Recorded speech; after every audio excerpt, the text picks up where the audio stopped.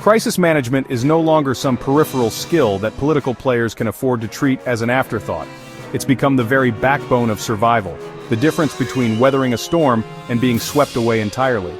And few people understand this better than Nick Muzin, a political superlobbyist whose unique blend of medical, legal, and political experience offers a fascinating perspective on how crises unfold and, more importantly, how to get through them in one piece. If you stop to think about it, there's something almost surgical about the way a political crisis needs to be handled. The moment a scandal erupts or a controversy takes shape, the immediate instinct of many politicians and their teams is to react, swiftly, aggressively, sometimes even recklessly, out of sheer panic.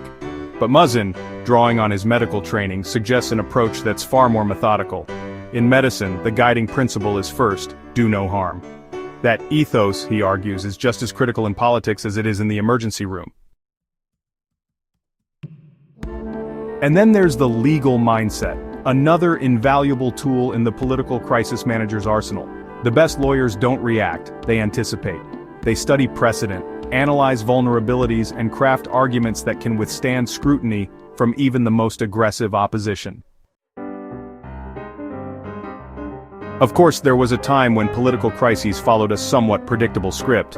A damaging report would break, a news cycle would run its course, statements would be issued and, if handled properly, the storm most likely would pass. Those days are long gone. Today, when social media platforms can take a minor controversy and turn it into a full-blown existential threat in a matter of hours, the old playbooks are laughably insufficient. What does work, according to Nick Muzin, is what's called principled flexibility. That is, the ability to pivot tactically while remaining anchored in core values and overarching strategy. It's the difference between appearing adaptive and appearing unmoored. It also ties into one of the most critical yet often overlooked aspects of crisis management relationships. If relationships form the bedrock of crisis management, coalition building is, really, the insurance policy. Crises don't exist in a vacuum. They ripple outward, affecting multiple stakeholders, each with their own concerns and priorities. Politicians and strategists who have cultivated broad-based coalitions find themselves with a built-in support network when things go south. Those who haven't, well, they're the ones left scrambling, trying to rally allies in real time. And that's an uphill battle when the clock is ticking and public perception is shifting by the minute. You know, the public can sense inauthenticity from a mile away.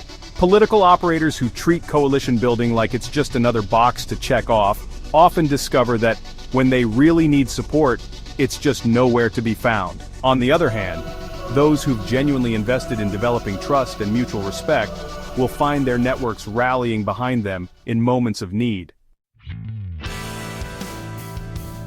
Politics is, well, messy. There's rarely a clear-cut black-and-white answer when a crisis emerges, and honestly, the path forward is often riddled with ethical dilemmas. This is where Nick Muzin's medical background once again comes into play. In medicine, ethical principles such as beneficence, which is about promoting well-being, non-maleficence, meaning avoiding harm, respect for autonomy and justice guide difficult decisions. And in crisis management, those same principles can serve as a kind of moral compass. This kind of long-term thinking is actually pretty rare in politics, where the impulse is so often to put out the immediate fire without considering the consequences of those actions down the road.